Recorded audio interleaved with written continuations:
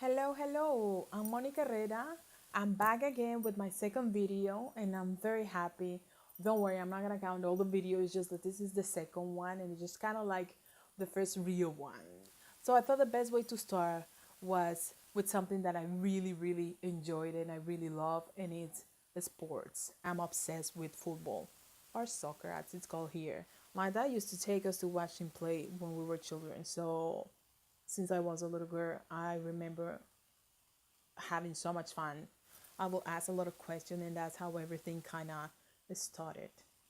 One of the things that I really enjoy are the World Cups. Is just like the competition of competitions, like the mother of all competitions in football world. I really think and I really believe that sometimes it's good to look back just to move forward and to start something new. And one of the highlights of 2014, at least for me, was the World Cup. Everything changed after the World Cup. There were so many surprises, so many teams that, you know, we all remember what happened to Brazil and we all remember what happened to Spain. Before the World Cup, if you remember, all the countries that were participating played 3 matches and it was called like the road to Brazil. It was like getting ready for Brazil. I went to Washington DC to watch Spain versus El Salvador, my country, and I'm going to share with you a little bit about that game. It was the last match that Spain or that generation of players actually won before heading to the World Cup. Yeah, so I hope you enjoy the video.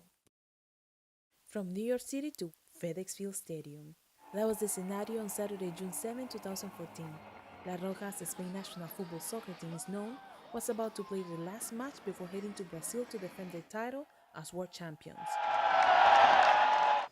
The fans dressed up for the occasion, wearing their colors. Their makeup was on point, their hairstyles were electric. It was all set up for a fun football soccer match. Spain's rival that day was El Salvador, a team that most people agree was not at the same competitive level. All fans were excited and ready to watch a generation of players that have done what no other national team has been able to do. Everyone wanted to see Xavi Alonso, Xavi Hernandez, Iker Casillas, among other famous players that are well known around the world. That Saturday, Spain dominated El Salvador at FedEx Field, winning 2-0. Their road to Brazil was over that day, but their journey to the World Cup was about to start. But who would have thought that that victory was going to be the last good moment, at least at that time, for many of those players? We all know the nightmare that was the World Cup participation. Xavi Alonso, Xavi Hernandez, and David Villa say goodbye to their national team after the World Cup. It's interesting to look back and see how things can change in the blink of an eye. The million-dollar question is if they're going to be able to win another major title and when. David Villa said goodbye to La Roja and hello New York.